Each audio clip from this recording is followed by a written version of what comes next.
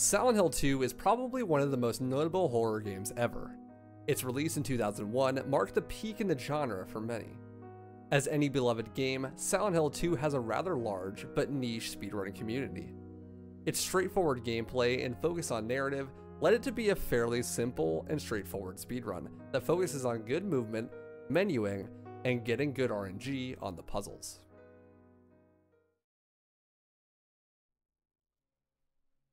Weeb Sauce, Waifu here. What is RNG? RNG, or random number generation, is a catch-all term used to describe any random events inside video games. This can be boss HP or puzzle solutions. Doesn't really matter, as long as it's random, it's considered RNG. But you see, there's a catch though. Computers actually can't generate random numbers. They are purely deterministic, meaning if the input is the same, the output will also always be the same. Computers are built like this on purpose, because this is the way that they are most useful. As long as you put one input in, you will always get the same output out. But this is causing a problem when trying to generate random information. If this is true, then how come in games like Silent Hill 2, if you play exactly the same, you get different results? This is because the game has what is known as simulated randomness. Now, simulated randomness is different than real randomness because it is still deterministic, meaning that if you know all of the factors going into it, it's actually not random. You can predict all of the outcomes as long as you know what the seed is. A seed is the main factor in generating random numbers in an RNG system. Basically, it is the tell for all of the random events that are going to happen over the course of the game. So if a game has a random solution to a set of puzzles, but you happen to know the seed and the algorithm, then it's really not random at all. So how lucky is the Silent Hill 2 world record? Well, it's not. It's manipulated. But it didn't always used to be that way.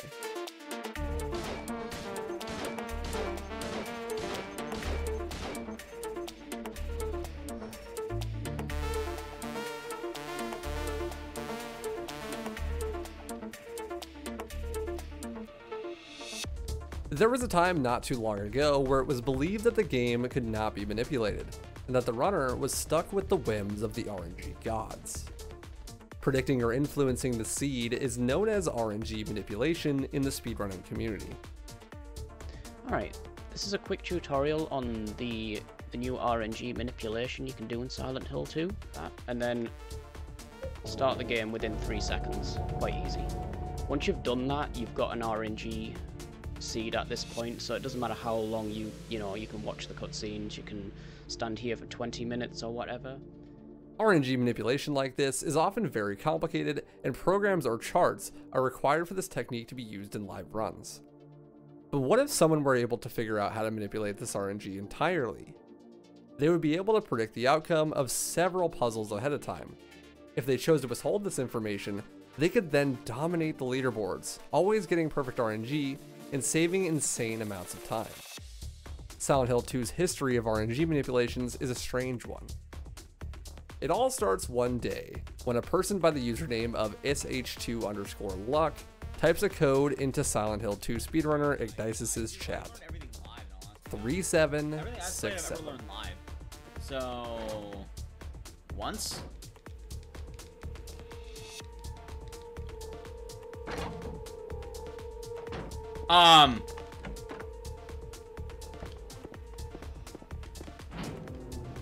Silent Hill, like, what the fuck? This number is the catalyst for huge change in the Silent Hill 2 speedrunning community.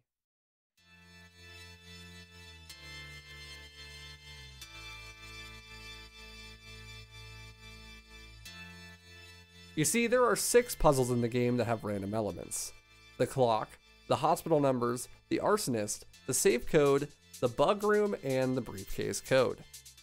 Before it was known how to read and manipulate the RNG, runners used to just react to what they got and go get puzzle solutions from faraway locations. That is until one day when sh2luck decided to change everything. Okay, so my first brush with sh2luck was I got a message from Icdisis at some point, and he just told me, some guy is in my chat correctly predicting all of my RNG answers, and I was like, what? What? So I go into his chat, because I wasn't streaming at the time, and sure enough, there is some guy by SH2 Luck correctly predicting all of his puzzle answers with perfect accuracy. Perfectly. Tool use for Silent Hill 2 was not and is not technically legal.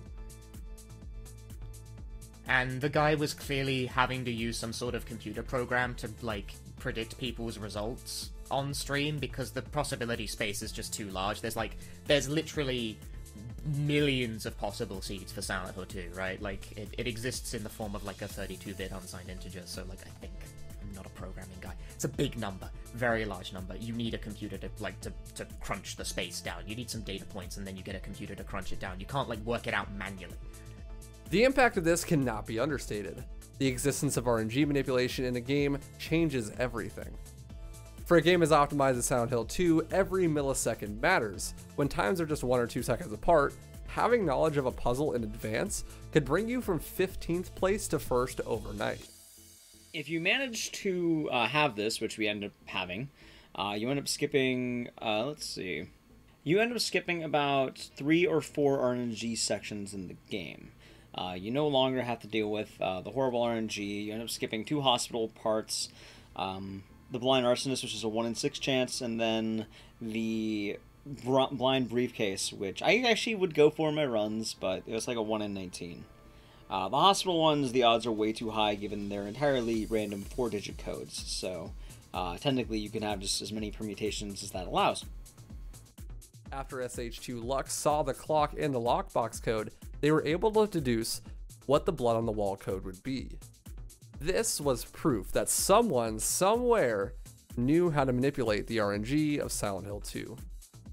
The only problem was they weren't telling how. For a few days, your best bet was, if you wanted to get a crazy good time in Silent Hill 2, is to stream your runs and hope that SH2 Luck would magically appear and bless you. This was a new kind of RNG. This obviously led to unfair advantages of larger creators being more likely to be known, and then visited by SH2 Luck. This makes for a fascinating story. Mystery Man gives streamer advantage in speedrun. Such a good story, in fact, that Kotaku wrote a whole article about it. As Pudgy says, there is nothing more annoying in the speedrunning community than hiding strategies and techniques. At first I was a bit annoyed by it, if I'm being honest. Because it's like, someone knows something, and they're not telling us what they know. This is a fashion don't in speedrunning. We sort of function on an ethos of community collaboration, of open knowledge, and this person was sort of deploying hidden knowledge in a manner they probably thought was kind of funny. I don't know, it made no difference in the end, but still, at first I thought it was a little annoying. To understand how impactful this was to the speedrun, it's important to know what the speedrun is all about. In Silent Hill 2, there are 6 major RNG factors that determine how good a run is. The clock is our first culprit and the key to manipulating the RNG. Other than that, most of the gameplay is pure execution. Simple but efficient lines and routing, from place to place, with little combat thrown in for good measure. So, how the hell did Silent Hill 2 Luck do it? Well, it turns out that Silent Hill 2 works on a very simple RNG seeding system. Right when you hit start game, the program determines from a set list of seeds what the RNG is going to be for the whole game. The seed you get is 100% determined by the frame at which you start the game. From the moment the game boops up, the frame counter starts. Silent Hill 2 runs at 30 FPS. Every single frame has a different seed associated with it. However, these seeds always are the same. So, if you know what seed you get on start game, then you can deduce every piece of RNG over the whole run. SH2 Luck must have reverse engineered this process, making some sort of tool that would calculate what frame you started on by looking at the first few puzzle solutions. When they gave up the info for how to do it, all they released was a list of the first 100 seeds, about the first 2 seconds of launch game. There's just one problem though. how are you supposed to know what frame you started on and what is the best frame to speedrun on? So, how does this new RNG manipulation affect the run? And how are runners supposed to figure out exactly what seed they're playing on when they start the game? Once James wakes up hungover in a dirty truck stop bathroom, he wanders into some voice acting that I can't tell if it's horrible or brilliant. Yeah, I'm looking for... World record? Is this the right way? Yeah. It's hard to see with this fog, but there's only the one road. You can't miss it. Thanks.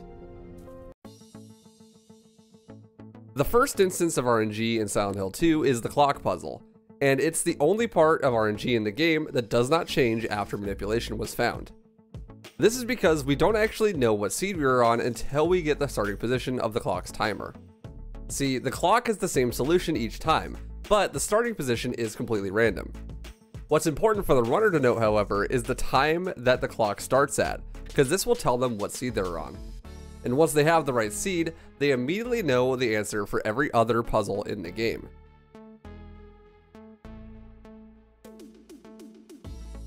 The hospital part is arguably the biggest change since the birth of the RNG manipulation, as this is where Silent Hill 2 luck made its first mysterious appearance.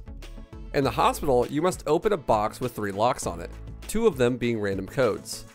Normally, in the speedrun before the manipulation was found, you needed to find the answer to these puzzles with the 2 clues. The first one was a note that gave you the code, and the second was someone's finger paintings on this wall. Now, while the notes are optional, it does mean that you would have needed to get a 1 in 6,561 and a 1 in 10,000 chance guess for both codes respectively. Or, alternatively, what they used to do is walk into these 2 extra rooms. Detouring into these rooms took away about 15 seconds each, meaning that you have a total of 30 seconds saved by knowing these answers ahead of time. And while it is theoretically possible to straight up guess these answers, the RNG manipulation makes this a non-issue. We get a pretty long break as James goes for a nighttime jog until we head into the museum, where James's favorite exhibit takes place, the bug room. The bug room lets you experience true existential dread. Normally, you're supposed to get locked into this room and you're forced to guess the code randomly while being attacked by creepy crawlies, with the only hint or solution for the puzzle being the few marks on the number pad. This only has a maximum of 9 possibilities, but it can be annoying time loss. The thing is, this RNG section is avoided entirely in the PC run because of the quick save bug. If you quick save and quick load after picking up the key item, the door never locks and you can just walk right out. This part still is in the PS2 version as you can't quick save or quick load, but RNG manip works here as well. You only know the code and can't skip the whole thing entirely like on PC, but it takes all of the guesswork out. Next comes everyone's favorite RNG instance before the manipulation was found, the blind arsonist. 6 dolls hang from a noose, and one of these nooses needs to be pulled in the adjacent room to unlock a door. Previously, you had a 1 in 6 chance of getting the blind arsonist, meaning YOLOing the correct solution and it being the closest one to the door. But because our good old friend RNG manipulation, we now know the answer to this puzzle ahead of time, and as luck would have it, Punchy actually gets blind arsonist in his world record run. This is probably the most important thing to get good in any run. Now, we have Pyramid Head's Funhouse of Horrors. But wait, this isn't RNG. Or is it? See, the main category speedrun plays on the easiest action difficulty and the normal puzzle difficulty. But there is a category that plays on the hardest setting for both. This turns the labyrinth into an RNG puzzle, as we have to spin the Otherworld's companion cube into the right position. Before RNG manip, it was again a random guess, but thankfully, the RNG seed accounts for this section as well, and James can continue on his way to enjoy more of the freak show horror exhibits before his lovely romantic stay at the Lakeview Hotel. There is only one RNG instance at the end of the game, and that is the briefcase. As Igdice has said before, it's a 1 in 18 shot, which compared to other RNG manips isn't nearly as bad. But you can still lose time with bad RNG. If you wanted to find the solution, you would need to find an extra item, use it on something else, and that would give you the code. Or you could just use the RNG manip to guide your path to world record. For Punchy's world record at the time, he was lucky enough to get the word, well, luck. And it seems his quest has ended, using his RNG manip and skill to dominate the game and get himself the world record.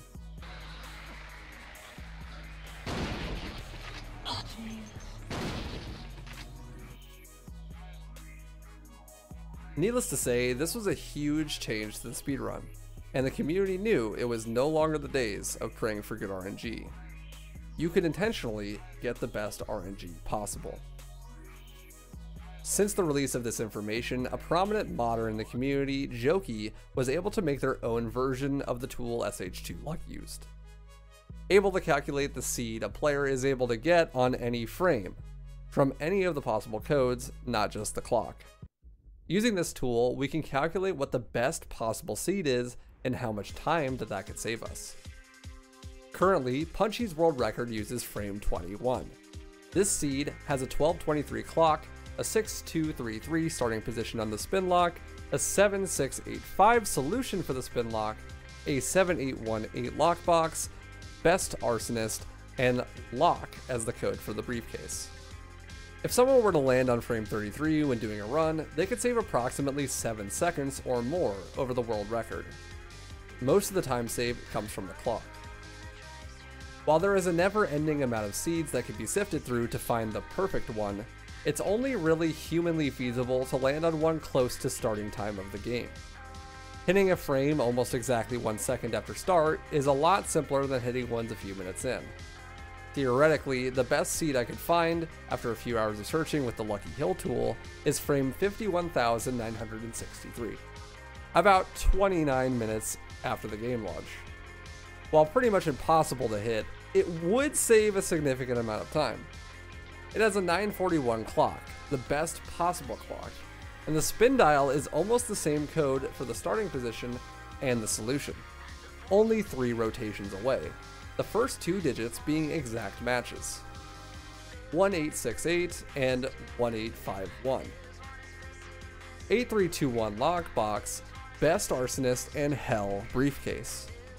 Based on my calculations, managing to land on this frame would save about 3 to 4 seconds over landing on frame 33, and about 10 to 11 seconds over landing on frame 21, which is again the frame Punchy, the world record holder, landed on. While Silent Hill 2 is not so optimal that you need to land the god frame yet, it may be one day. With RNG almost out of the picture entirely at this point, all that's left is player execution to shine. Optimizing every last aspect of the movement and menuing, squeezing every last millisecond out of the game. While RNG manip does ruin some of the excitement of getting good runs, it also increases the success rate immensely. Players can more easily improve faster, and the community as a whole likes to run a lot more this way. At the end of the day, it's all about going fast, and seeing the future is really fast. Big thanks to y'all for watching, I really appreciate it. Also, thank you so much to Ecdysis and Punchy for interviewing me for this video, as well as Jokey for answering some of the questions about how the RNG manip works. I make these videos full time and also stream almost every day on Twitch. Make sure to follow me there for more content and support me on Patreon like these amazing people here did if you want me to keep going.